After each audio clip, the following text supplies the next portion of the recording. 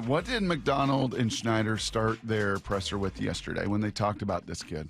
Smart, tough, reliable. Was that were those words that rattled off? Smart, tough, reliable. So if that, you know what I always love to say, Salk, someone's repeating themselves and we're hearing this repeated messaging, those are the kind of guys they're looking for. So today, who are smart, tough, reliable? Smart, tough, reliable. Okay. I'm sorry. If we kind of, chatted a lot about Gray Zabel and he ended up being like today, wherever I'm at when that happens at the Mariners game, if they draft Jalen Knoll, I'm doing the same thing. You'll be happy. I mean, he's smart, tough, reliable. He absolutely loves football. He can't get enough of football. He can play every position. He's strong. He's fast. He's athletic. Yeah, he's a slot receiver, Brock. No, he's not. Nope. He can play X. He can play in the slot. He can move around. He's smart, tough, reliable. So I know that I talked about him and profiled him earlier. I can't, as I'm looking here at my list of players, I can't move on from that. He's smart, tough, reliable. There's a lot of corners. They need corners. Mm-hmm. So when I said to the guys last night, like, who's your starting guard? And they're like, well, who's your third corner? Mm. Yeah. I mean, it's Josh Jobe right now, right? He's your second corner. Oh, well, yeah, I guess so. I'm counting like outside corner because I put Spoon inside a nickel doing all the stuff that he does in there. So like outside corners, it's, yeah, Nehemiah Pritchett. Like, nope, we got to beef that up. The kid out of Notre Dame, Benjamin Morrison, he's drafted in the first round if he doesn't get injured last year, too. So there's some injury stuff here that's, got some guys that are probably going to go maybe in these early 30s where you're more comfortable than you were in the first round doing that. That dude is smart, tough, reliable. Smart, tough, reliable. That would be, now he may not be there. He's 44 on DJ's list, but there's something about Notre Dame. Julian Love, there's something about those guys that are smart, tough, reliable. So he's a corner. Now there's other corners. There's a whole bunch of athletic guys, and we've talked about the kid out of East Carolina that's bounced around and he's got some injury history, but I would be disappointed. I really would if one of these four picks is not a corner. And frankly, if there's a run on corners, I'd be disappointed, I think, if it's not either 50 or 52. It's a need. It's a real need for this team with the teams you play in the NFL. Benjamin Morrison is a corners, probably near the top of my list. I had a name yesterday. I knew he wasn't going to go to the Seahawks, and I knew he wasn't probably going to be a first rounder who's going to flirt with it. Keep an eye on Mason Taylor, Jason Taylor's son. His best football's ahead of him.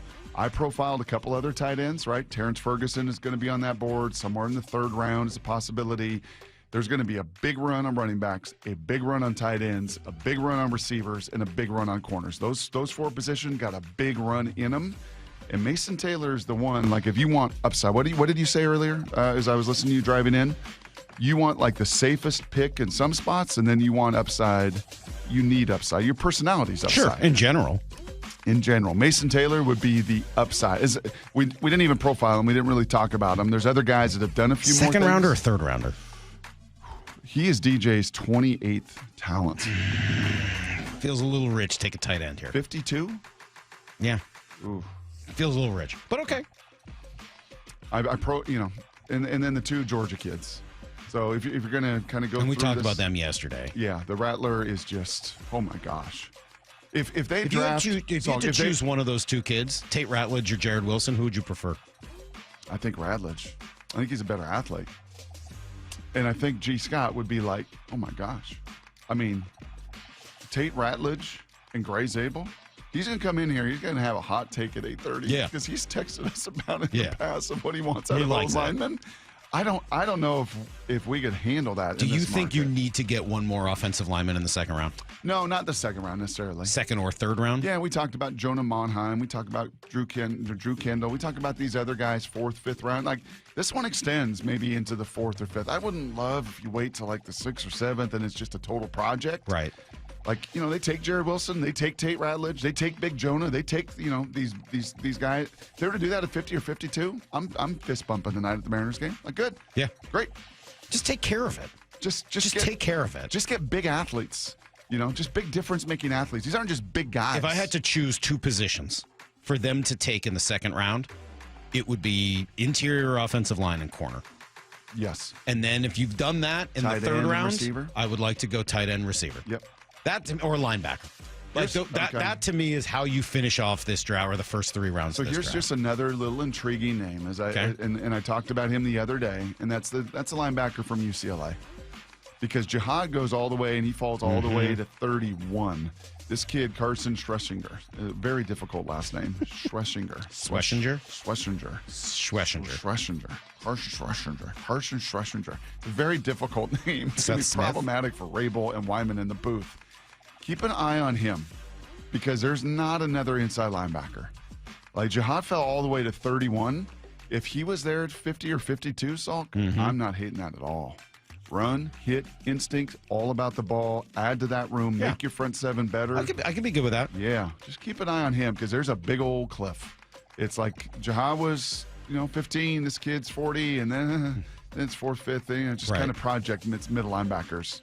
What about, just I'll mention the kid's name, what about either of the other Ohio State edge rushers? JT? Either JT or Jack Sawyer. Yeah. Yep, JT is... Are either of them, again, we've sort of talked about this, you got a lot of guys who play the edge. Yeah. Unless they're going to be a significant upgrade, is it worth... Yeah, I don't think, in these 4, I just don't think there's a unique enough trait that they differentiate from the 4 you have. Okay.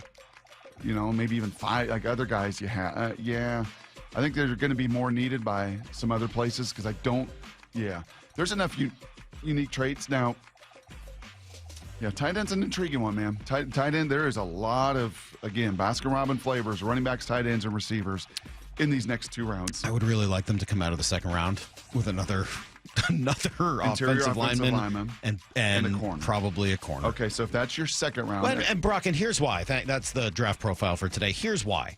It's just coming back to what I'll continue to repeat. What are the 3 goals I have for this team in the draft? Become more of a Mike McDonald team, fix your offensive line, and get dominant on defense. Mm-hmm. So, you probably need one more. As you were talking to Bob and Dave and Bump yesterday, I heard you guys having that conversation as I was driving home. All right, who's your other starting guard? Maybe it's Haynes, maybe it's Sundell, maybe it's Laume, Bradford, that's a lot of maybe. It also, now keep an eye, and John has slipped us in a couple different times. There's still some stuff going on in the market with veterans and guys who get cut, salary and all cap that. cuts, and keep an eye there. But it certainly wouldn't hurt. Okay, so your home run today, second and third round. Your 2 picks in the second round, home run positions would be interior offensive line and corner. I think so. Okay, your 2 home run picks in the third round would be wide receiver and either linebacker or tight end. Okay, not D tackle. Not nose tackle. No, and I it's funny because that would have been a home run pick for me in the first round, but I'm not looking for filler at that spot. Okay. If you're going to get a D tackle, I want a guy who's going to wreck the game. Well, Detroit, and Detroit has earned the right, in Salk's words, they have earned the right more than anybody to kind of do whatever they want to do in the draft, 8 Mile style. And they took a run stuffer. Yeah. The kid late, Tyleik Williams, that dude's not a wreck the game. He wrecks the run. Okay, but I would have been fine with something like that. By the third round, I don't need a third round nose tackle or something like that. You just cut Cameron Young. I don't need another Cameron Young. Even my guy DoorDash. If DoorDash is in there, the 460-pound guy. No, he's not even DoorDash. He can't even move. He can't get to the door. No, DoorDash at Oregon, where they had to kind of look at his DoorDash and make sure what are you ordering. I don't know, man. I don't know if I need that. Caldwell, no. Yeah, okay. And I'll repeat it again. I said it early this morning, but let me say it again. If they were to go wide receiver in the second round, I'm fine with that. For all of my anti-wide receiver in the first round stuff, I am not against wide receivers in general. Just not until you've taken care of your business. Yep. Right? You gotta eat your vegetables and your meal, then you can start talking about dessert. But if you want to have dessert in the second round, I'm okay with that. Mm-hmm. Dessert's important. Yep. Monday's my birthday. I'm gonna get one of those chocolate eruption cakes from Whole Foods. Those things are unfreaking believable. I'm down with dessert. But you gotta eat your vegetables, you gotta eat your meat, and you gotta eat your potatoes first. Well, we really do appreciate you guys watching our videos. And remember, you can like it, you can subscribe it, you can download the Seattle Sports app so you never miss a minute.